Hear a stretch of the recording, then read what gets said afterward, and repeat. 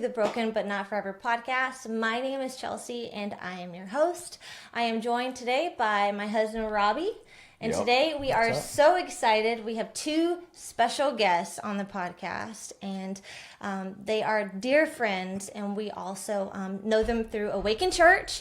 We have our Pastor Brandon here on the podcast, and his beautiful wife, Ashley Bowers. Welcome to the podcast. Thank you. Honored to be here. Well, I would love to just kind of jump in. We know you guys. Would you be willing to tell us a little bit about yourselves, what you got your hands into these days? Tell us about your family. Yeah, take it away. Well, we have been married 23 years as of May 24th, coming up next weekend. Wow. And we have 4 kids. They will be 20, 18, 16, and 12 in the next couple of months. I would have messed that up. That's why. Yeah, that's for sure. What are the birthdays? I'm just kidding. I got that on lock too. Birth times, weights, all of it, if you want to know. So we're about to enter into a birthday season. Our first just launched out into the real world in the military, so we're experiencing some firsts with that. And our youngest is about to graduate elementary school, so we've got the wide spectrum for sure. That's all of it. Oh my gosh. I have been had the privilege of being a stay-at-home mom for most of our marriage or most of our parenting journey. And I just get to help raise the kiddos and support him and try to be there as a pastor's wife and be the most supportive I can. But it's been a wild ride. Absolutely. Good job. I think that's a great summary. I wouldn't add anything to it. Right. Yeah. Well, we met you guys in 2021 when Robbie came on staff. And I just remember the first time I met you, and I just thought that you both were such genuine people. And when you can be serious and when you can laugh in the same conversation and just act up, you know that, all right, these are our kind of people. Yeah. And so we don't get to see each other all the time, but every time we're together, it's just like we picked up where we last left off. And so I remember embarrassing myself that first time we met at the Mexican restaurant. Yeah, I said, "I bet your bottom dollar." You said it's something. But, Chelsie is notorious for getting phrases wrong. I do. But it shouldn't have been embarrassing if we weren't so cruel and not letting anybody misspeak around us. Yeah, that's so true. You can't get nothing past any of us. Right. So, But nobody says that. I know, but maybe I was nervous. When was the last time before that you said that? Yeah, I know, right? I don't think I've said it since because I've had so much trauma. we didn't let you let that down. I just needed them to know that night. I was like, that's not who we are as people. Right, we we're don't do that cooler kind of than stuff. this. Yeah. We're totally cool. Give her a lecture whenever we left. But we knew immediately that you guys were going to be chill enough to be able to receive that kind of banter. So, For sure. Yeah. Absolutely. That endeared us to y'all for sure. Well, and I felt like you were, Ashley, such a genuine pastor's wife, and I just really enjoyed, being a part of this and being under your leadership as well.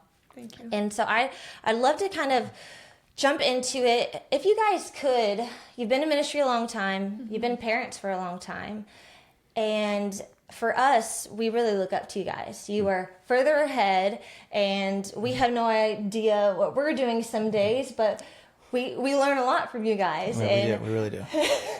And I know it hasn't been easy. And so if you could kind of rewind and take us back and give us kind of a 10,000 foot view perspective of just how your family started, how you got into ministry, and just what that process has been like for you guys. Yeah, I think it would help too, like maybe the early years, because I've heard you talk about those, and just like a lot of pastors get married young, try to figure it out, and then maybe even fast forward to like moving down here, because that's a huge transition for your family, which is really cool. Yeah.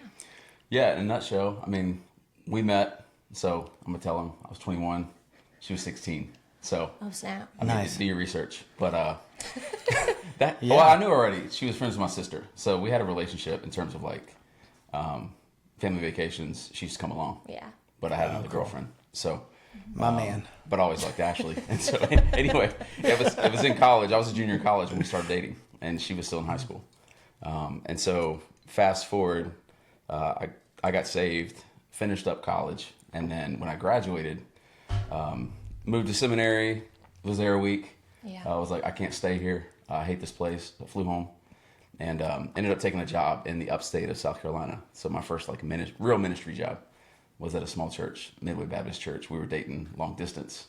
At this point, she was in college. Yeah. And so we did that for like a year, you know, where we'd meet at Columbiana Mall in Columbia, or I'd come down to Charleston for the weekend. Ashley came up a ton because I had to be there on Sundays. Yeah. And yeah, those were like fun days. They were hard days because I didn't know what I was getting into with like ministry. Yeah. We were trying to navigate like relationship. I feel like we talked about marriage a lot, of like what that day could look like.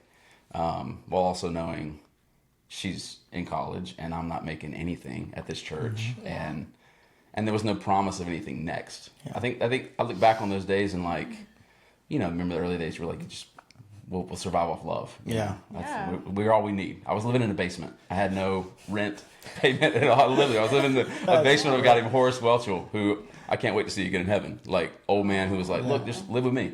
We were just thrilled to be in ministry. For sure. Like we didn't care about the future. Yeah. No, and I mean, I was at this little church. I mean, shout out anybody at Midway that listens. But I was like, we're gonna have the best youth ministry in the world, and I believed it. I literally believed it, you know. And like, she was a part of it, and when she could come up, and we had I feel like we had a big vision just for like life and like cool. what ministry was gonna look like, and Yeah. that we could get to do it together. And so, I was there. I was at that church for right at like 15 months maybe. Wow. And then the pastor, basically the church made some decisions, and the pastor came to me and was like, hey, you're gonna need to find another job, you know, like he was not gonna be there any longer. And so by the grace of God, I ended up at First Baptist Spartanburg. Was there for 3 or 4 months before we got married in May of 2003. How old were y'all when y'all got married? 23 and 19. 19. Nice. Wow. Yeah. Nice. Yeah. Really young. She had transferred up to USC Upstate at the time. Oh, cool. Okay. Yeah, so she was now living in the Upstate, and so we got engaged in August of 22, married in May of 23, and that was cool. We had an apartment that was $285 a month. $285 a month, Oh about my the size of this room. Man, that's what's That's up. a really good price. It was Yeah, a that's a- special needs facility where they would house special needs to give them independence. So that's why we got Well, next door to got it us, so the whole cheap. complex wasn't special. A lot of the I complex feel like I was. need to clear that Yeah, up. because that would be you guys qualified or something. I don't know. The way you said that was, interesting. There were reasons. There were It was times I would come home. There were times $285. I would come home and the door to the first time I came home to our apartment, a door was open, and I'm like, Oh God. Ash, baby, you here? Nowhere to be found. Yeah.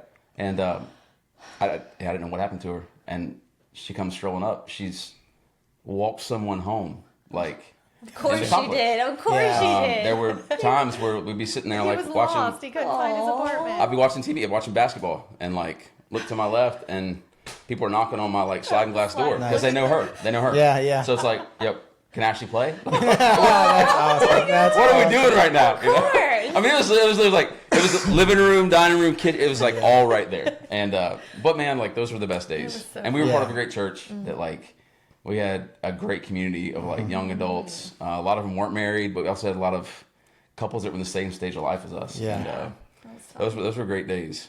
So yeah, we were there for I guess 2 years before going to Millbrook and Aiken for about 3.5 years before coming back, Spartanburg for 4 years, and then moving to plant the church. And so, And I we mean, had there's a our- million stories in between. but- Yeah, we had our first child at Millbrook. So during the stint while we lived in Aiken, Gotcha. it's when we started having kids. Yeah, that was Bray, About our 3 oldest. years into marriage. Yeah. Okay, very cool. Yeah. Yeah, then so we that just was- kept having Spend some them time in after that. Aiken, baby. I got family in Aiken. It's Spend not some much time in there. Aiken. Horses, Savannah Riverside. Yep. That's about it. Yeah, she taught high school there. Like her first teaching job was at Aiken High. Yeah. And so Go Hornets. full, she was a full-time teacher. Like we had Yeah. Braley, and it wasn't until we moved to Spartanburg and had Bryson that she felt led to stay at home. And so we made those adjustments, and she's been a stay-at-home mom since. Yeah. So, as far as Awaken Church, how did that come about, and just the dream that God put on your heart, and what was that like for both of you guys? We love where we were. Like, I think that's important. We were at First Baptist Spartanburg. I was, at the time, college and young adult pastor.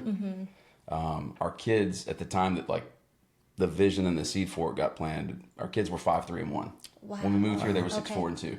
Okay. And so loved the ministry up there, loved the church. At church, I mean, Dr. Wilton, shout out Doc, he'll probably watch this. So much leadership development and investment into us. We were married there. We had several kids there. Yeah. They paid for me to go to seminary. I mean, almost all my leadership development, I look back and it was him and men that were at that church that helped shape me. And so like things were great. And we used to take these like mission trips to Haiti, like college mission trips down there.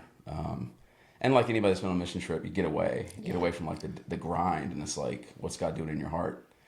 And it was the summer of 2011. I remember like being down there and starting to think through like, man, what does more look like? You know, at First Spartanburg, I got to preach. I loved it. But I started thinking through like, you know, am I here forever? Like, you know, and with no desire to leave, but it was kind of this stirring. Yeah. And we would always, even in all those years we were married, we would come back to Charleston because, you know, our families lived here. So we would vacation here. We'd spend weekends here. I'd come back. Yeah, it's home. We had beach. And so there was this like desire of, man, it'd be really cool if we could do ministry here. Yeah.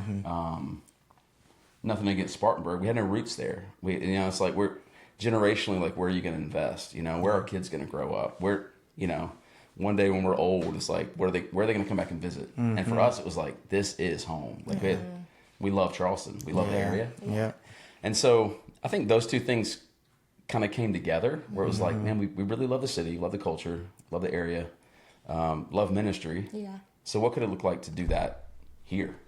And it was really in that conversation, and then seeing Rob Wilton. Rob is Dr. Wilton's son, planted a church in New Orleans, Vintage Church.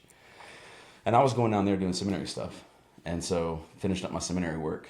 And I remember going down there and seeing Vintage in action, like seeing this, like, I mean, Mardi Gras parade, like outreach. They met in a bar, the bar had a Jewish owner, and every Sunday morning they had teams that would like literally clean the bar and set chairs out, and they would do church there. Wow, yeah.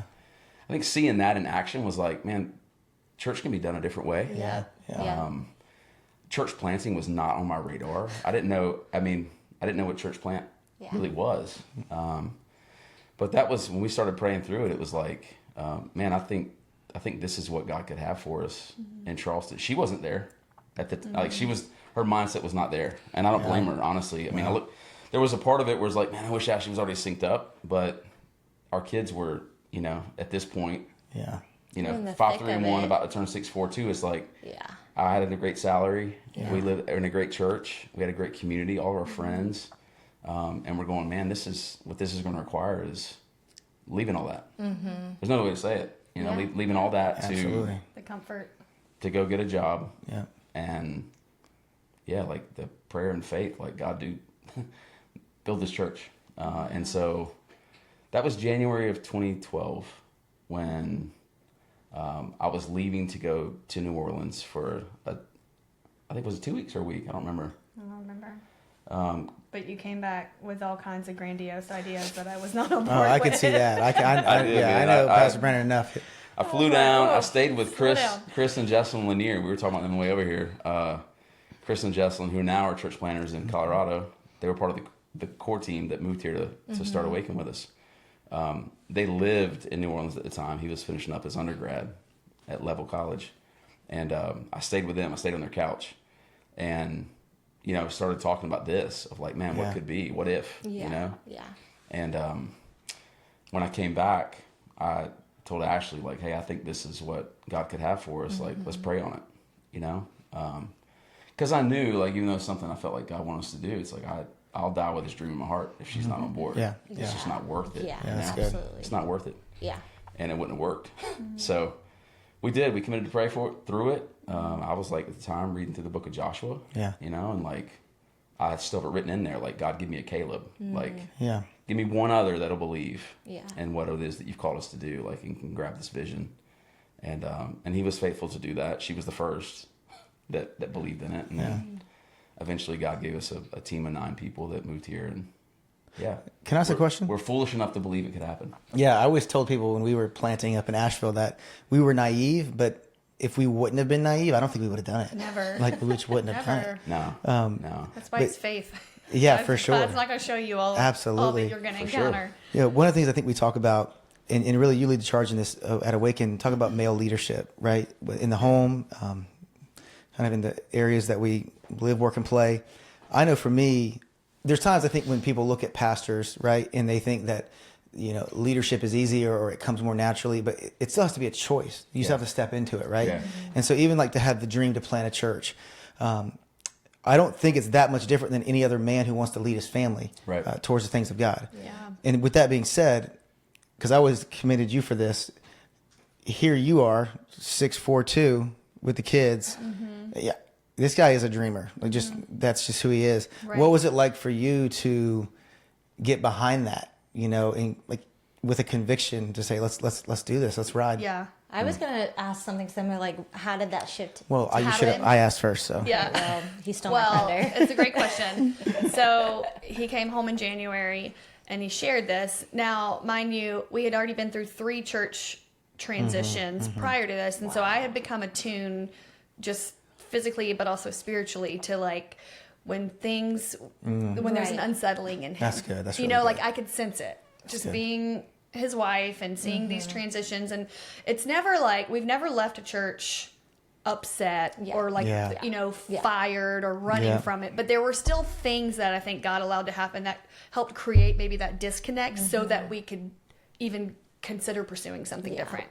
So I could start to see an unsettling in him. So I knew in my heart and in my spirit something's coming. Yeah. So I obviously I couldn't resist that because I could sense that. And then another backstory, which kind of weaves in parenting and being obedient in that, like a year prior to that, as he said, I used to teach high school. I'm a big proponent of public schools, and I started to feel the Holy Spirit tell me to homeschool. Oh wow. And I was like, no, there's a weird kids. Yeah. That's science. That's a I'm fact. qualified. That's true. but, science. but my Yeah. kids are going to be It's data. weird. All the things everybody thinks. I'm like, no, thank you. Well, God in his thematic ways kept sending random strangers to me and asking me if I was homeschooling. Like I had an older Wow. gentleman in a grocery store stop me while I was pushing my 3 kids and talk to me about them and then say, "Are you homeschooling them?" Like, Wow. okay, God, I hear you. It was just things like that, despite me resisting it for so long. Okay, I'm gonna homeschool, and at this time, it was just really my 5-year-old. Yeah. So, I started to see that in a new lens. Like, okay, God, you were already preparing these things, and we're not one to like over spiritualize things. Y'all know that about us. We're not going to say like, we heard an audible voice from God. Like sometimes you just take that next step of obedience, good. and God will open and close really doors. good. And Yeah, when we get off course, He'll realign us because He's good like that. Like it's good. you don't have. Yeah. We're just we're not over spiritualizing it, but at the same time, you can't ignore the things that He was clearly, working out for us. So I was like, okay, the fact that I'm already homeschooling, I don't have to worry about where we're going to live at, right when we move. We have some flexibility with that. And we ended up not having a house for a while and stayed with his parents for a while. But I was already homeschooling. So I didn't have, that was just a stressor that I didn't have to work. That's so I good. started to see these things. And throughout that month of January, we prayed separately and we didn't talk about it. Because another thing about him is he's obsessive over something. Like if he gets something in his mind, he wants to talk about it all the time and he wants to act on it yesterday. What are you talking about? And so I was like, we're not talking about it. You're not. I was already looking at houses. This is in January. I know. I was already looking at houses. He's already researched. He probably already had the name picked out, but we didn't talk about it. And so, God just kind of had to work on my heart through that month, and He did. And we, came back at the end of that month, beginning of February. We're like, okay, let's ride. Yeah. Essentially. I do think that's a key piece, though. And you alluded to it of, when she first said like, I'll go back to like staying at home when she was like, hey, I feel led to step out of teaching. Like I was not there. I mean, like from a just logic standpoint, I'm like dual income. Right. Like we were able to, I bought her a new car when she graduated high school. Like, hey, New to us. I'm sorry, graduated college, but like we got that payment. That's Graduated high school, isn't that great? College. So like that was like factored in. We were able to do vacations. I mean, it's like you take away a teacher's salary, which I know teachers don't make a ton, but like say $40,000 a year, it's like that's It's a huge. sacrifice. It's huge, That's right? huge. So, and I was like, oh man, like what's this going to look like? Then just the dynamics of Ashley's incredibly social, so it's like where's that outlet gonna come from? And we've still got college loans we're got to pay, all this stuff. And so, but it's like, hey man, if the Lord's leading her to do that, Yeah, that's good. like what's my role? Like, Yeah. you know, like he didn't have to tell me that, you know, like she's got to walk with the Lord and she's listening to the Holy Spirit. And I feel like we've respected that about each other through the years, you know, where it's not like, okay, I got to have all the answers before I actually follow or help assist her essentially in following what God's leading her to do. And those years of doing that for each other, I think really laid the foundation to where it was like, okay, this is gonna be a big jump. Yeah. For her to be in a place where she's like, okay, this is something we're gonna do. Like we've seen him be faithful in these other steps, right. you know, and like faith got built in that way. Well, I think it's cool too, like to see the mutual submission from both of you, because you said, you know, God put this dream in my heart, but if it's not in hers, I'll die with it. Yeah. And that is such like a willingness to like, hey, this is my relationship, that God has to use this. And then for you on the other side of like, hey, if this is where we're going, and I'm going to be aware of what God's doing in my heart and in my life, but it takes like an individual spiritual maturity to even mutually submit to one another. So it's a really cool picture of what really even the gospel says, and Jesus says about marriage and what it looks like and what it means. Well, and like for us, I mean, I want to obviously like honor our parents, but we both come from divorced parents. Yeah. And so like in a marriage, well, okay, that's not an option for us. Yes, Right. So like you go, okay, knowing that, it's like, okay, well, if that's going to be primary, then like ministry or like a call to do whatever, it's like, okay, that's backseat. That's backseat if we're not on the same page with this. Yeah. And, you know, you know me, man, y'all know, like one of the things you guys bring to, I think, ministry and definitely our church is like, you got a healthy marriage. Yeah.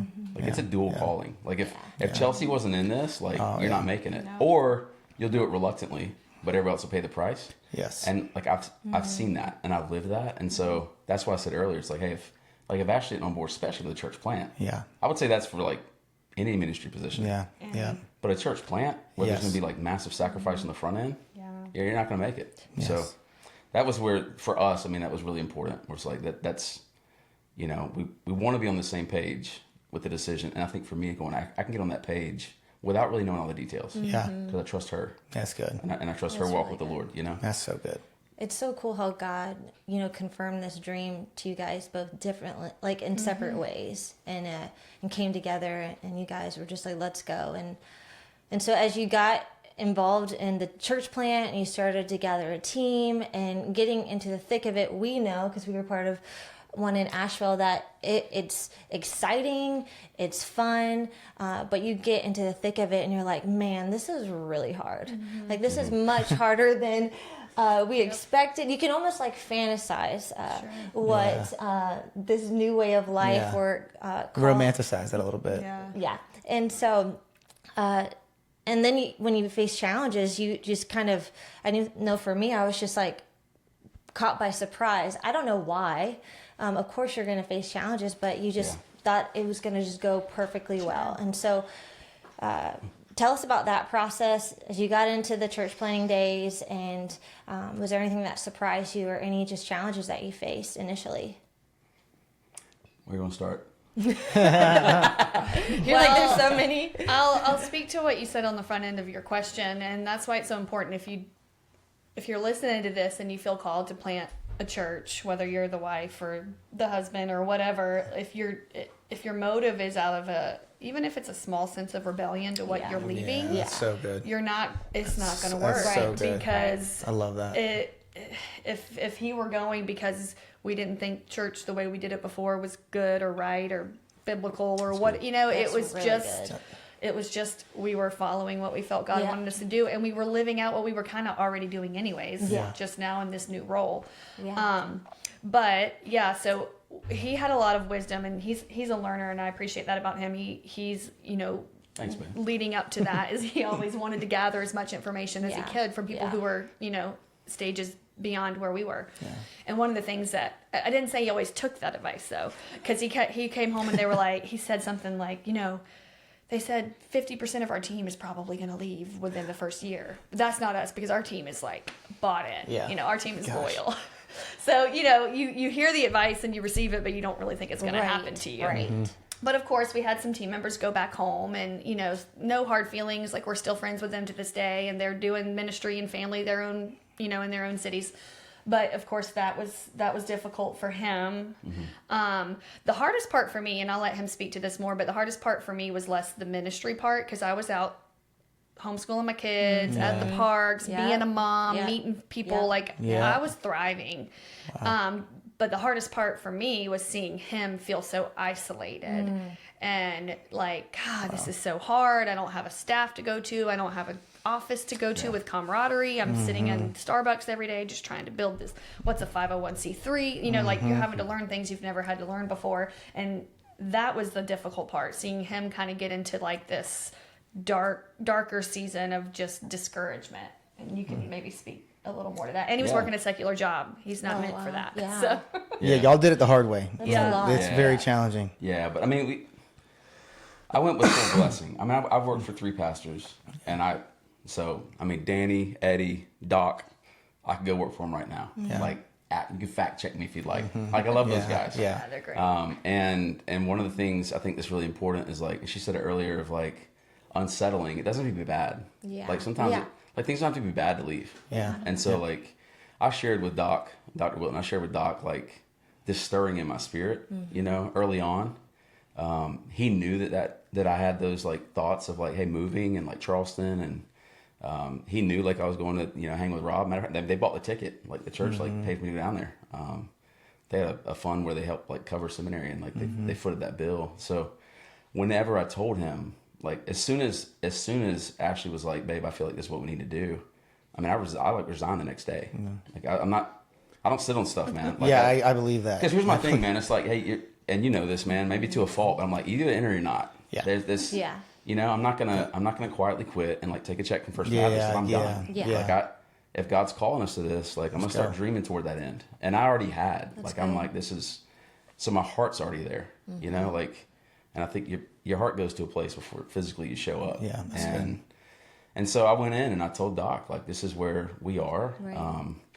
He tried to hire us and for a new role. He knows that. And I was like, He offered me a role. I'm like, I've never done this. which speaks honestly, I think, more to like just Relational. his love and our love connection, really for him. You know, it wasn't about the church. So And It was a hard time. It was sad to leave them. it was, but the irony is, I mean, I'm talking about a man who like left South Africa and came to the States with 2 suitcases and like ended up at New Orleans Seminary and then became like, you know, Maybe dean that's of why preaching. he was It's trying like, to keep us from the heartache. I'm like, I served under a guy who like had tremendous faith, and a wife, and Miss Karen, that like believed in that and followed him. And so all that said, like I'll never forget, man. He got up and gave me like a big hug and like, you have my full blessing. And that church was super generous. I mean, they gave like 6 months pay and salary, and you know, essentially, hey, you can, you know, keep doing your duties, but like if you don't show up to work, it's okay. Take time to go find a job or whatever. And you know, that was, having that blessing was like everything. It was everything, you know.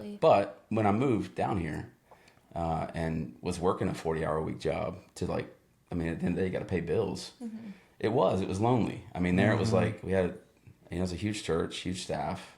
Exec team was like 12 guys, you know, that, you know, were lovingly called Knights of the Round Table. I didn't have that. Didn't have an office. The office was Chick-fil-A. You know, in the evenings, because they had Coke Zero and I get it on tap. It was cheap, and they had Wi-Fi. So, and you know, we did have a team, but like, They were working jobs. they were working jobs. We were only team members with kids. The full weight of it, like the weight, the pressure, I think, and I probably put too much pressure on myself. Still do in some regards, but. It was heavy, man. Like it was heavy, and you know, to not feel like I was winning.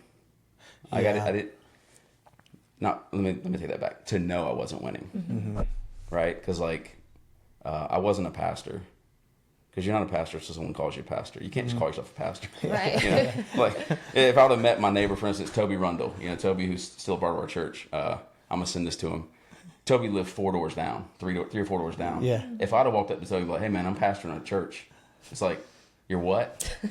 Like I'm not Toby's pastor until Toby says like, that's my pastor. For sure. And I never, honestly, up to this point, I've still never gotten like that twisted where like my identity's wrapped up in being a pastor. Thankfully. And I don't really know why that is, because I know that can be a temptation, but if anything, at times I've pushed that away. Yeah. But the hard thing in those early days was, to get up. And I remember like taking peanut butter sandwiches to Milcott's where I worked. And part of that was like, for me, mentally, it was like, hey, I had to know, okay, this is a season. Wow. Like, I'm not eating peanut butter sandwiches forever. Yeah. And that wasn't even because of budget. That was just more of like, when I put that in I'd never pack my lunch for work ever. Who does peanut butter sandwiches, by the way? No jelly? Exactly, no jelly. All right, I'm No sorry. jelly. I'm sorry. I'm a little crazy. I'm not the only person wondering that. Sean Ferguson, our exec. I remember we went to Denny's one time and I black coffee, and the waitress bananas says, in it? Nope. The waitress said, "Hey, black coffee." Like I read that only people who are psychopaths drink black coffee, and Sean was like, "You nailed him." Yeah. Maybe it's the same with peanut butter sandwiches. But I just those days were like it was so different. Part of it, honestly, was a relief. Like because ministry has a different pressure of people. Yeah. Now I'm going to a job that's commission based, and I'm competitive from the standpoint of like profit margins. And it tapped into a different part of my brain, which honestly God would later use and leverage, to help us with income. But the tough part was being alone. It really was. It was being alone. It was like I didn't have staff meetings. I didn't. Who do I go to? When I feel the pressure of like man, we've got to find a location to meet, and we couldn't find a location, but I got nobody to complain to. It's me and the Lord, and I didn't want to bring it home and like dump that on Ashley. She's got 3 kids. She's trying to raise, so I don't feel like I'm winning. Like this isn't moving at the pace I want. Yeah. We're making far less than I was making at First Baptist. We can't get in our house fast enough. I'm not present in the evenings like I want to be as a dad, right? So like when you're not winning on these fronts, but also going, I don't know that I can do anything about it now. Yeah. That's a dangerous place to be. For sure. And I hung out there for a while. Did you feel like it was all on you? Like, did you feel that just weight and like pressure and that it was just all on you? Because you had no staff. Like, I just remember there was a season where you felt like this pressure. Yes. Some people handle that better than others. We had a staff, and I still felt that way, which is somewhat pride, but yeah, there was no plan B. I'll put it that way. Yeah. Okay. Yeah. It was like, this is, you have a hat that says burn the ships. That was kind of the mentality. Yeah. It was like, this is, we're betting on the Lord and we're betting on ourselves. This is going to work. Yeah. So I look back on it now and like, there's a lot of immaturity in that. I mean, you gotta be somewhat stupid. Yeah, naive, like you said. I look at it now, honestly, like I roll it back in my head because people ask, this, man, the early days, like, it did not make sense. yeah. I feel like you're gonna. I'm sorry. I'll put that down. It doesn't make sense. It'd make more sense if like we had the fundraising and like, okay, man, we're moving there with 250,000 or we're moving there with 300,000. Like I hear these like huge, the better way, right? Yeah. But the way we did it, and like I think about her believing in it, and I'm and knowing who she is now, I'm like, how? How? Like, that makes how? sense. And so I'm stupid enough, like, but even now, like where we are, I'm going the tendency to like protect and not be as risky in terms of faith. Like I look back on those days and I can't. You can only say it was the Lord. Like I look at it was the Lord, like that plucked us up and called us out. Yeah. But yeah, there was definitely there was a pressure that I think was needed. Absolutely.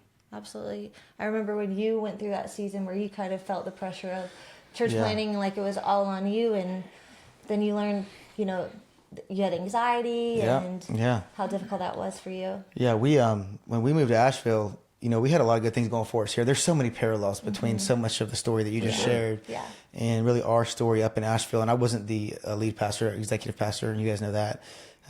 And even with a team, I remember we moved up there 6 or 7 months before we ever launched anything.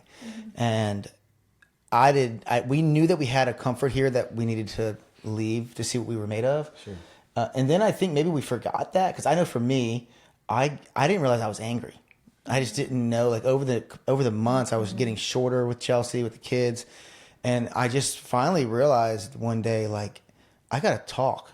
And why am I not talking to my spouse? And then the other men that had moved to the city with us, and just be open, honest, and vulnerable, and take myself off this pedestal that nobody else actually had me on, and I thought I was there, or people had this expectation of who I was. And I just remember telling Chelsie, like, I think leaving my family, leaving the church I was at, just like you guys, we've never burned any ships on the way out of anywhere, you know.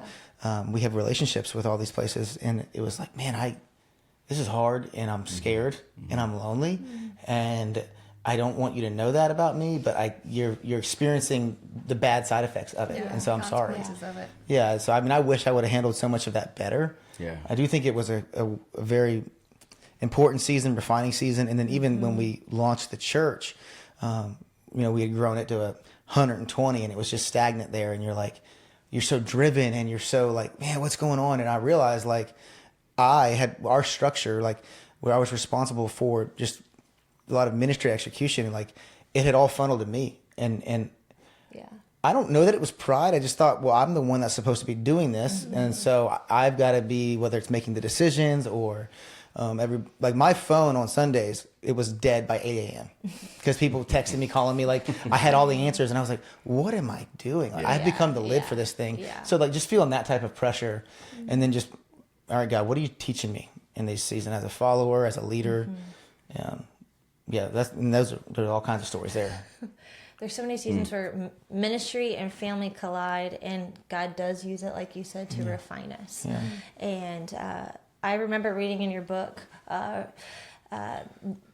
time, it was the early church planting days. It was right before Easter service, and something had happened to Ashley one morning. Would you be willing to kind of share that and that experience, and just how in that moment it was just ministry and family, and how difficult that must have been for you? Sure, yeah. It was Easter of 2013, and so we had just launched earlier that year in January, and we found out that we were pregnant with our fourth child, and we had one of our partnering churches from Columbia, Shandon Baptist, coming down for an outreach event, and we had partnered with a local rec center, and we were going to help out with their recreational Easter egg hunt. And then the church that had come down brought a big bus full of people, and they were going to help us canvass the neighborhood and invite people to our first ever Easter service, which, Super Bowl of churches. Yeah. So we were all excited. Some of the details are kind of blurry, but I think going into that weekend, we knew that there was I'm pretty sure we knew that there was a possibility that I was miscarrying because of my levels, when I'd gone to the doctor. So we were praying, and then I think the event was on the Saturday before Easter. And I had gone to the doctor on Friday and found out that, yes, indeed, I was having a miscarriage. But for some reason, my body was not releasing the baby like it should have. And so she gave me a couple options. And for whatever reason, I'm not opposed to, some of the options she gave us at my core necessarily, but for whatever reason, I was opposed in that moment to the different options. And I was like, no, I want this to happen on my own. Wow. I think the baby was measuring 6 to 8 weeks, and I should have been 12 weeks. So at this point, they were getting a little nervous because it had been like 4 weeks of dead cells essentially in my body that wasn't passing. So they're like, the chances of you passing this baby is not likely. You've had 4 weeks and it's not happening.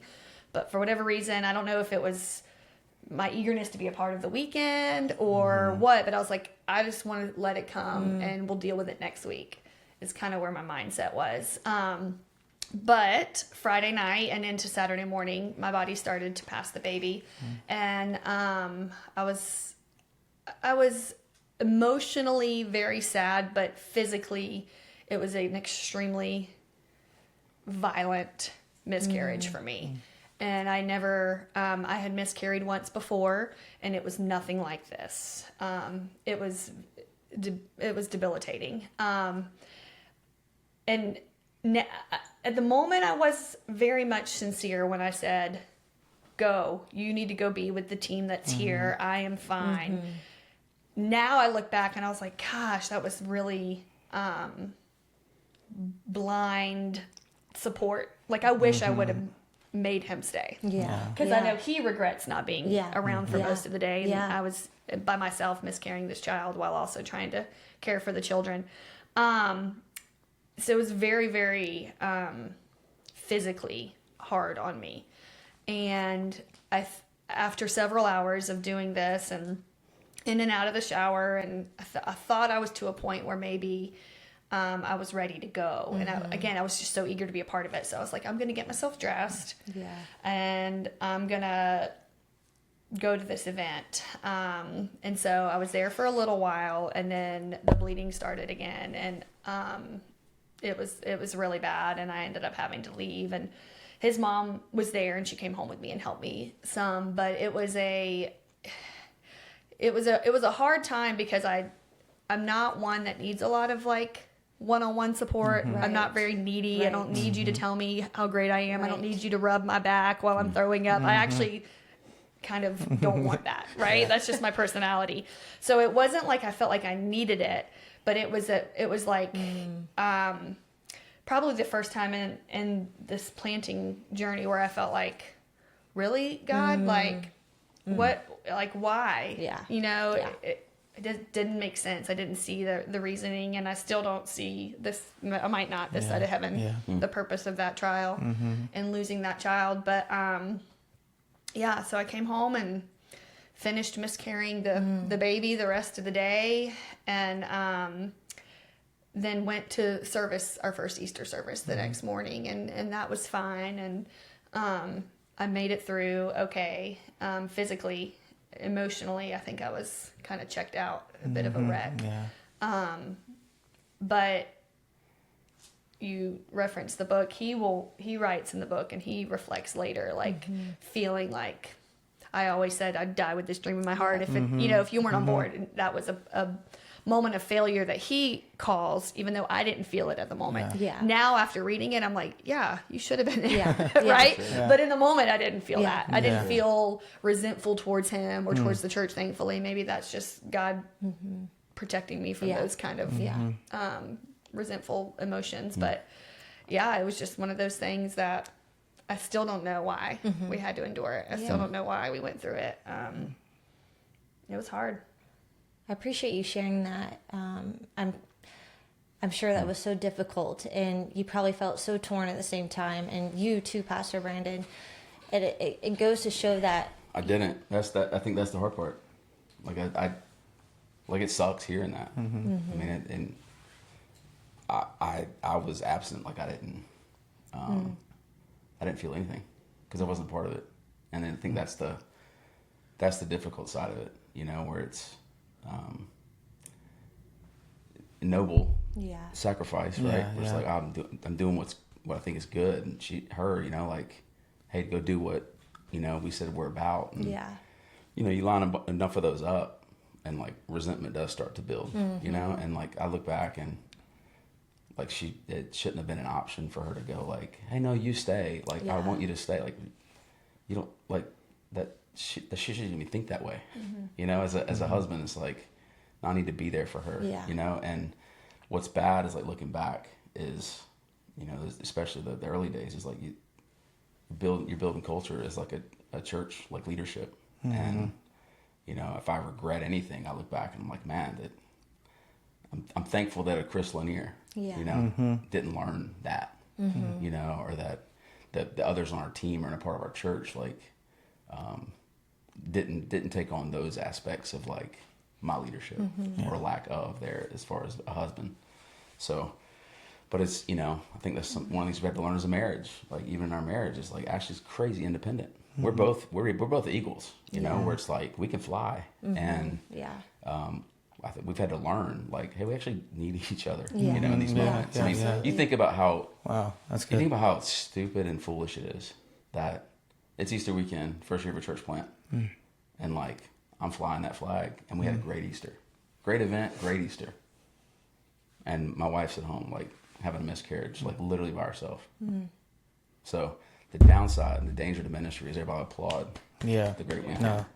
Right? Like, and I think that's some of the risk, where it's like, hey, you're killing it as a church planner. That was a great weekend. It's like, yeah, but at what cost? And so good. The cost sometimes is what people don't see. And so, I think that's definitely obviously one of our like my darker moment, of like being absent where I need to be present.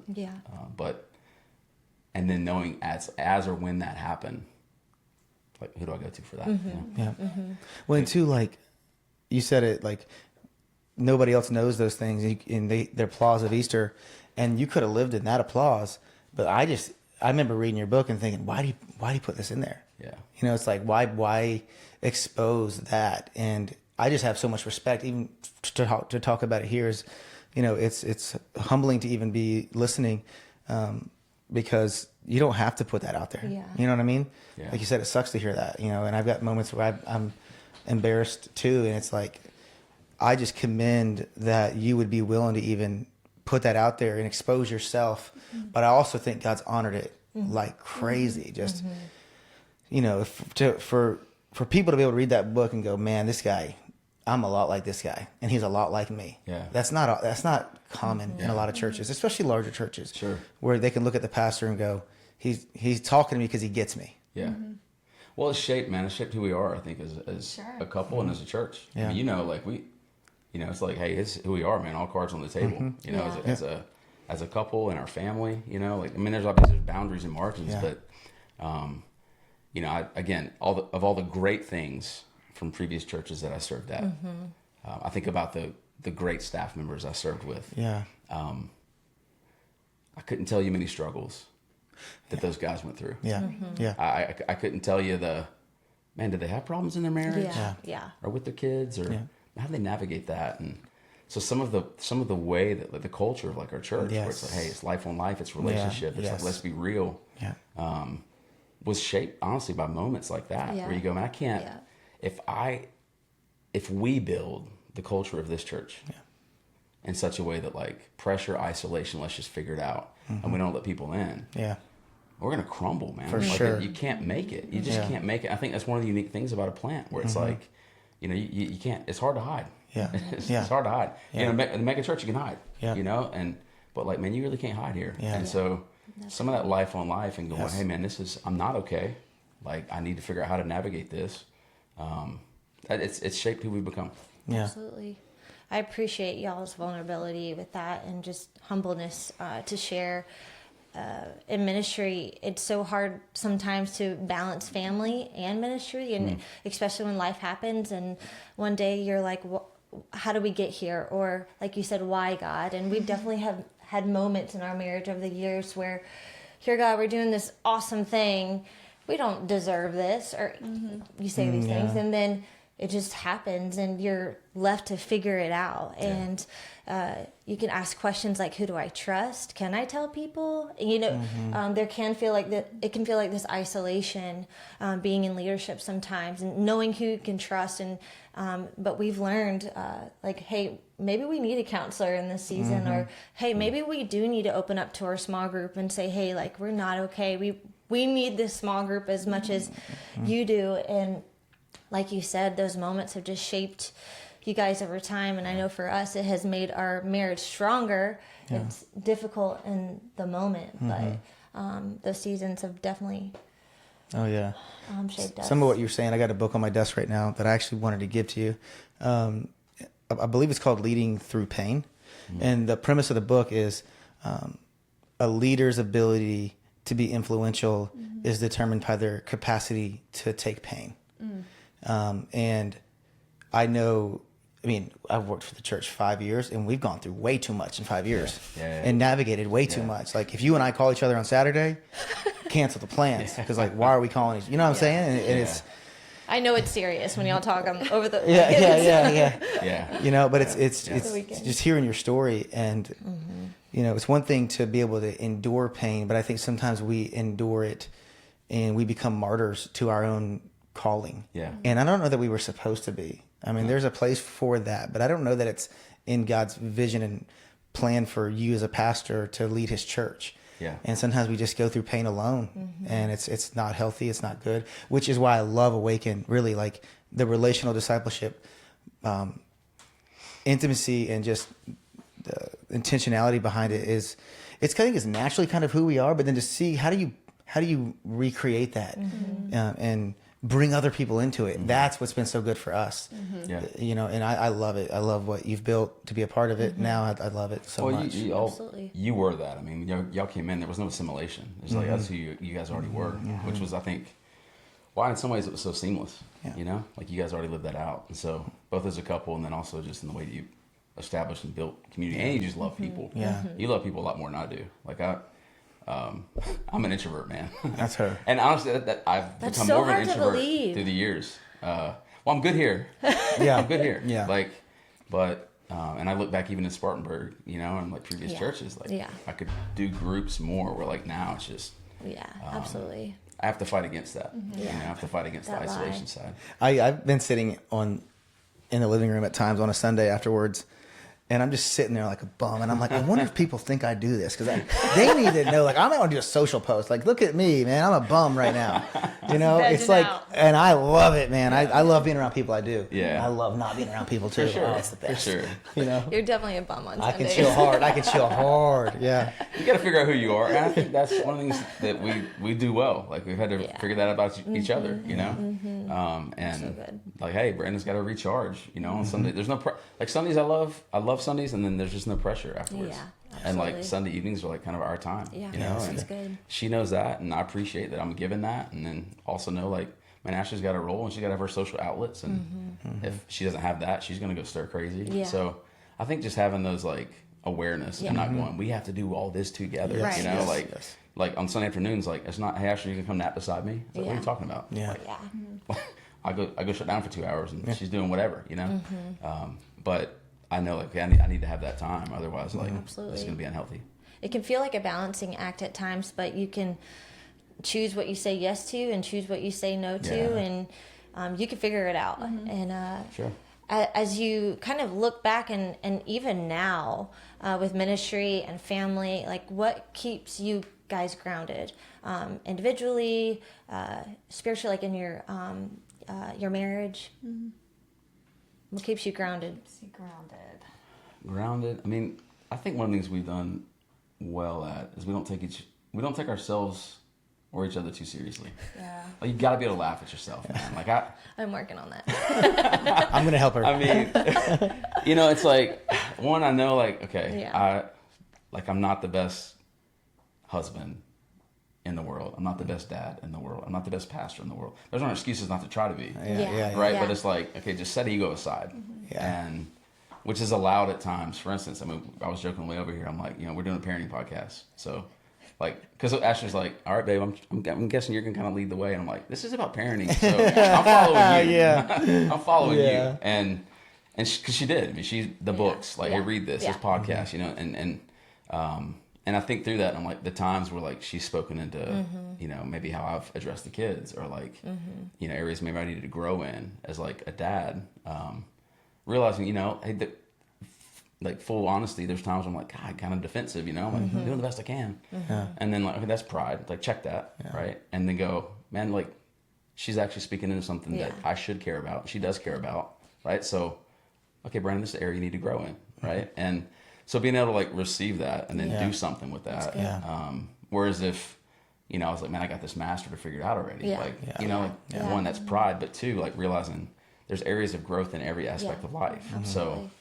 as much as I hunger for it as a pastor and hunger for it as a leader, it's like, man, is the hunger there as a husband? Is the hunger there as a dad? Yeah, that's good. Right. So I don't know. And I think in the failings, when we failed, like being able to go this, like, let's don't live there. Yeah. Yeah. Yeah. And like, there's times where Work you just go, through man, I screwed that up. Or did Yeah. you hear what I said to him? You know, ha ha ha. You know, it's, you need like a helpmate in that regard That's too. a teammate. Love Yeah. that.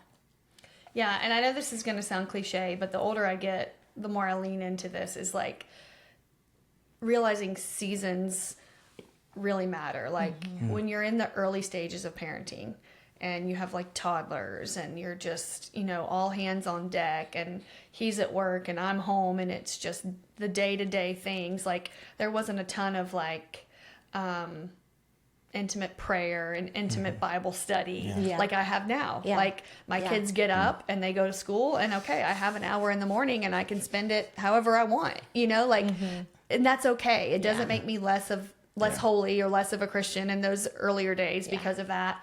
And the same with even in marriage, like there's seasons where we have time to go hang out on a Friday morning, you know, on his day off. And there's times where, you know, he's working some side hustle so we can go on vacation and you know what?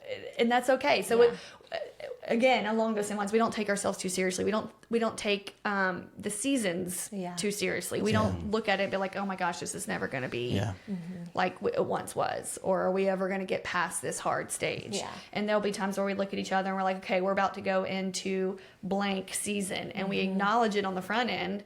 And it was like, okay, we might feel like ships passing in the night couple of times this week, but I still love you. You still love me. Like, good, but otherwise, in our personality differences, it can really For sure. be tenuous, right? What seems like normal everyday things, we're pulling up our bootstraps and we're getting it done, can feel like neglect or hurt him. For sure. So we've had to acknowledge that, and it helps us stay grounded. And there's times in our seasons where we're, together in a small group, and there's times and seasons in our marriage where we're men's group and women's group, or I serve here and he's, so you just got to kind of find what works for you. And one of the things I'm proud of about us and our marriage and our parenting is that we have really prioritized that, and making sure our kids through this life of ministry have been primary. Yeah. For sure. Because it is easy. It's easy to, like he alluded to in some of the previous things he said, like to sacrifice them on behalf of the ministry, which seems like noble to the outside world, but it's not. Yeah. It's worth nothing if at the end of your kids' childhood they resent you and they resent the church. Right. And praise God, so far, while we've navigated tendencies of that, so far that's not the case with any of our kids. It's hard for them too. They're living in a glass bowl. Well, and that's important too, because like ministry, like we agree to it. I'm called so to ministry. good. I say yes, and a spouse says yes. Kids don't say yes. Yes. Right? They're in it. Yeah. They're in it, and so I think like, that how do we steward that as parents is really important. Yeah. Right. And so, I think like showing them, hey, we feel like a gift to our kids is like, hey, Dad's the same on the platform that he is in the living room. Yeah. Mom's good. the same in the church foyer that she is in the living room. Yes. That's and our so kids would good. say that. Like our kid, consistent. Honestly, there's probably some jokes or things we say at home we wouldn't say on the platform. But at the end of the day, it's like, not us. Amen. we're the same people. We're not going to pull up our family You're thread. normal. And I love that. I mean, like I some of the jokes that like Bray has with you. Yeah. I've seen the text. I've heard the conversation. I love it. Yeah. I love Sorry it, about that. And, we can. We love you. We laugh about it and we're flippant, but like it matters. you're a real like follower of Jesus. Yeah. And like Rayleigh goes, oh, that's what. Okay, cool. It's real. It's not like something we cut on and off. Yeah, that's good. And like that's a gift, man. Yeah. That's a gift. I'm so glad you said that. And I think that pastors' kids sometimes can be a negative thing, and but also they like what we do now. When they were younger, they had no choice, but now they come to church because they want to come to church. They ask to serve, and there's some they love Sundays, our small group night. Now that's because they get to eat good food. Yeah, they do. But they also love our friends. That's right. And our friends like them, which is a big win. And we have like youth leaders that are invested in them, and they care about them, and so there's difficult moments with parenting and being in church, but then there's so much good to look at. And I just think you guys are such intentional parents, and all the games that y'all are showing up with 4 kids. How do you keep up? I don't know, but you guys are you make it look easy. I know it's not, but with church and home life, it just seems like you have a healthy balance, and I think that's really hard to have and to figure out. And I think for us, we remind each other that we're a team. Yeah. At church, at home, parenting, and even when it gets hard, we remind each other. Like he'll say, "Hey, Chelsie, remember we're a team," and it just, and our kids are part of that team. Yeah. So You got to choose what you're going to sacrifice. That's good. absolutely. At the end of the day, it's like, and that's literally what sacrifice is, right? You're going, I'm giving this up for the sake of something greater. Yeah.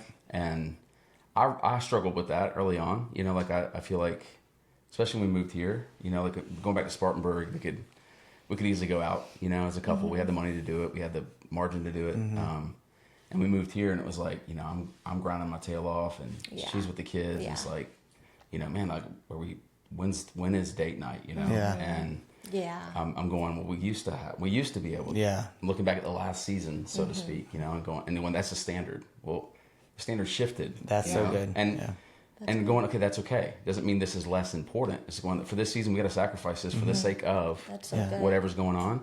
Yeah. And I feel like for us, you mentioned like, games and how do you do it all? It's like, well, actually sacrifice sitting with me in the stands because I'm coaching my kids' sports. Like one of the things I love is like, I'm going to coach their teams. And I did all of them, football, basketball. She coaches volleyball now with Brooklyn. And so, okay, given that time up, why? Well, because that investment in our kids, it matters more. Yeah. Absolutely. Right? And we go, well, this is what we do together, And that's so good. I think it's just important to go, am I sacrificing the right thing? And, for us, and it's why we do Simple Church the way we do it. It's like, man, we're not going to put our families or our marriages on the altar for ministry.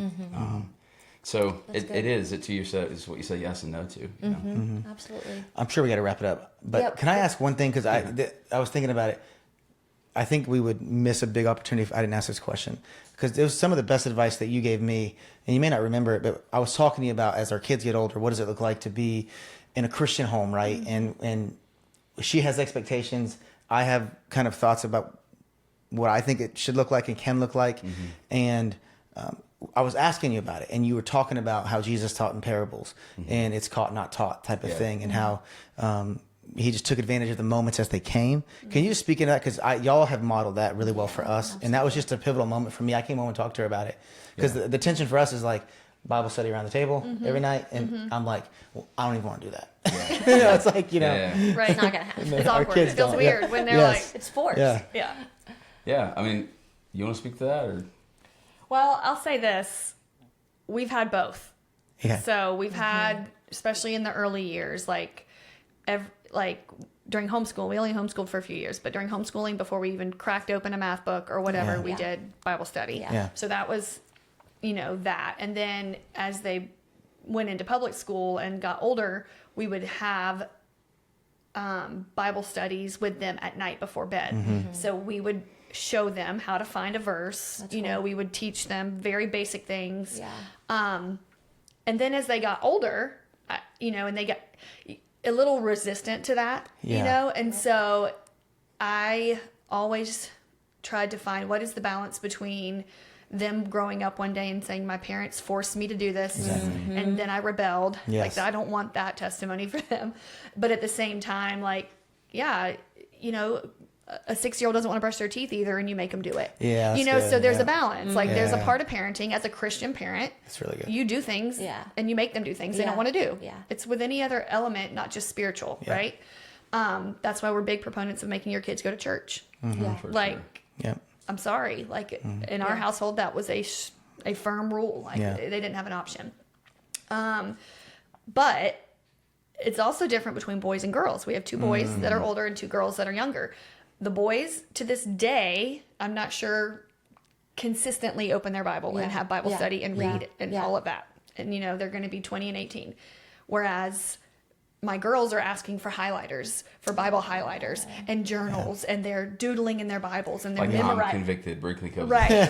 Right. She's like, I just finished all 4 Gospels. And, she like, That's so good. And it's great because we're not having to tell them to do that. Yes. But Right. again, girls versus boys. So we did the same things with all 4 that's kids. good. And they all kind of did it on their own So time. encouraging. Yeah. It is because we had boys first. And we're sitting here, pastors, like, what are we doing? Our boys don't even read the Bible. But you live it, and I think that's the big piece of like so good. they're watching you live the very I thing hope. that you preach and teach, and prayer. it's just everywhere around them, and they don't even know it. Yeah. They didn't, and Well, and I they're think, too, with figuring the- it out now, though. Yeah, They are, and it's making sense now. Yeah. It's Exactly. a little longer, but Yeah. with the boys, it's one of those. Like for instance, I think just here recently, Bryson. It's like, and we said we wouldn't use their names, but Well, we didn't say names. We just said we weren't going to tell every detail. They're still teenagers. I can They're edit- not- I can edit it stuff is- out. Yeah. If we can sit down and we can do a Bible study with them, but being able to say like, hey man, like love the way that you're like encouraging your teammates, and like, even though maybe XYZ isn't happening for you, but like seeing you encourage them, like praising that characteristic because it syncs up with something in Scripture, right? Yep. And like praising the things of God in their life, you Exactly. see, as I love opposed to it. like let's do a devotion about integrity. I love that, It's man. like, hey, you came and you brought that to our attention. Like that's high integrity. Yeah. Like sure, I could pop open Proverbs 17, we could do a study on it, but like recognizing that in their lives, and then Absolutely. realizing, hey, this is a part of who you are. And just not forcing things. I think that's the other side so of it. good.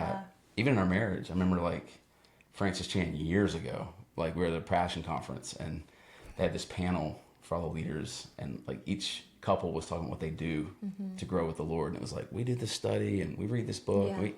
I remember Francis Chan leaning forward, and he's like, come on, guys. Come on. Like, so good. I've tried all that. We can't. And in typical Francis fashion was like, stop trying to like, you know, you don't have it down. Like Yeah, that, you know? yeah. And I think that's where like, That's even good. for us, it's going, we've never forced that in our marriage. so We good. never forced that on our kids.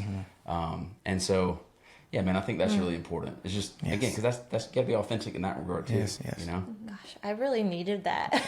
I can put a lot of pressure on myself to want to do that. Yeah. And we have tried, and it's definitely forced. And they're just like, can I please go upstairs now? Right. Yeah. Right. Well, I think too, as a mom, you feel, and dads too, but you feel this pressure as your kids are getting older, which yours are. Like, okay, I only have X amount of years left. Did I teach them everything? Yeah. Yeah. Did I equip them with everything they need to know before they Yeah, launch? that's good. Because like Yeah, that's when good. they're 2, 3, and 4, you're just like surviving, Yeah. right? And then as they get older and they're like getting more independence and, you know, becoming their own young man or woman, it's like, okay, you know, I don't have that authority over them as Yeah, much anymore. right. We're more as like Yeah. a coach. Yeah. As we are like, you know, an good. authority figure. Yeah. It's more like, okay, yeah, we still have discipline, we still have rules, we still have expectations and standards, but like, hey, we're also your Yeah. biggest fan. Yeah. You know? That's so good. Yeah. That's good. Well, I appreciate that, and it's so encouraging. And I'm definitely going to reflect on that a lot.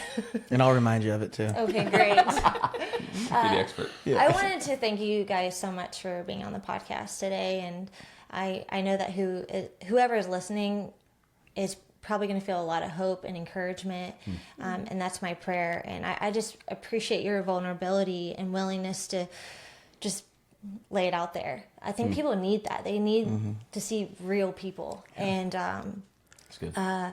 I just really appreciate your leadership and just your friendship. And so, as we close, Pastor Brandon, would you mind just kind of saying a prayer for anyone who's listening who may need some encouragement and who's struggling with maybe their faith or family, just ministry itself? I'd love for you to close us out. For sure. Thank you. Yeah, and before I do, I mean, you're doing better than you think. I think that's important to remember. Like as a couple or as parents, like the fact you're even listening, you're doing much better than you think. Yeah, that's good. And it's hard work that we've committed to, but like we gotta put our confidence there and find encouragement Absolutely. there. That's I'd good. love to say something too really quick before Sure. you pray us out. course.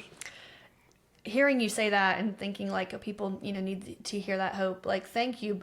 But I think it's a good reminder because I think in some ways at Awaken we can be incubated because Awaken is so unique and special. Like, Yeah. you know, like, what do you mean this isn't how everybody else lives? You know, like our people in our church, like, don't put these crazy expectations on us as pastors. Yeah. Like, Right. yes, they Yeah. expect us to lead Yeah. and shepherd and all the things, but they trust us and they love us and they good. support us and they're friends with us. Yeah. So it's a good reminder, like, people out here listening to this podcast aren't necessarily walking in that same experience. Yeah, that's good. Absolutely. So- That's so good. I love that.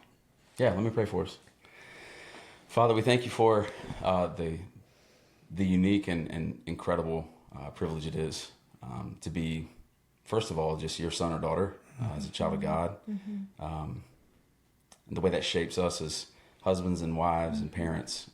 God, I know that we wouldn't be where we are if it weren't for your grace and really just the glue that you are in our marriage and in our home. So thank you, God, for guiding us and showing us how to do this. You've written the playbook for it. And Lord, for those that are listening right now, I pray that God, they would look to you for strength, for encouragement, for identity. Remind us that we are not who we are on our worst days. There's grace for every failure that we might have. And God, that you love us despite us. And Father, I just pray that for all the parents that may be listening right now, that they would be reminded that you love their children more than they do. God, that your grace is going to cover them. That, Lord, I pray that they would continue to look to your word, look to your people, the way that you've leveraged our church, God, to be such a support for us as a couple and as parents. I pray for churches to be found, Lord, that they give community, that give strength, that give encouragement through some of the hardest seasons that life may bring. And ultimately, God, we we really want our marriages and our homes to be a reflection of who you are. So God, help us learn how to do that. Remind us none of us have arrived, and we're all trying to learn and grow to the best of our ability. So thank you for friends like the Densons, God. Thank you for this podcast and the encouragement that it is to me and will be to so many others. We love you, and we praise you in Jesus' name. Amen. Amen. Thank you for being here.